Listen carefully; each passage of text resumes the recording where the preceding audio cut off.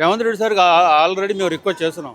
Sir మా ఇల్లు కూలగొట్టొద్దు, మీరు ఉన్న దాంట్లో డెవలప్ చేసుకొని ఎట్లయితే దాంట్లో ఫ్రెష్ వాటర్ ఫ్లో చేస్తుంటున్నారు, ఫ్రెష్ వాటర్ ఫ్లో చేయండి, మూసి సుందరీకరణ చేయండి. దానికి మేము మేము అపోజిషన్ కాదు, దానికి మేము కూడా కోఆపరేట్ చేస్తున్నాం సార్. దానికి మేము 100% కోఆపరేట్ చేస్తున్నాం. ఉన్న ప్లేస్లో ఆల్రెడీ మాకు 50 మీటర్స్ ఆల్రెడీ మేము మా పక్కన బఫర్ ఉంది. దాన్ని ఉండి కూడా ఇంకా మా ఇండ్లు కూలగొడతామంటే మేము ఎవరికి పోయి చెప్పాలా?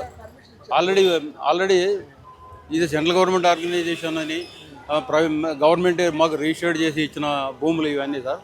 ఈరోజు మళ్ళీ అదే గవర్నమెంట్ మీది బఫర్లో మీరు మాకు ఈ భూమి ఇచ్చేయాలంటే మేము ఎవరికి చెప్పాలా? గవర్నమెంట్కి ఒక డెసిషన్ ఉన్నప్పుడు గవర్నమెంట్ దగ్గర మేము ఆ డెసిషన్తోనే మేము తీసుకున్నాము. దాని నుంచి మా విన్నపం ఏమంటే రేవంత్ రెడ్డి గారికి, సీఎం గారికి మా విన్నపం ఏమంటే మా ఇండ్లు కూలగొట్టొద్దు దయచేసి.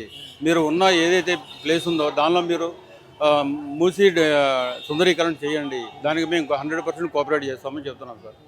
మార్పు అన్నారు, ప్రజాపాలన అంటా ఉన్నారు. మరి ఎట్లా అనిపిస్తుంది ప్రజాపాలన? ప్రజాపాలన సార్, ప్రజలకు వ్యతిరేకంగా పాలన చేస్తున్నప్పుడు ప్రజాపాలన అంటే అది మేము గవర్నమెంట్ విజ్ఞతగా చెప్తున్నాం.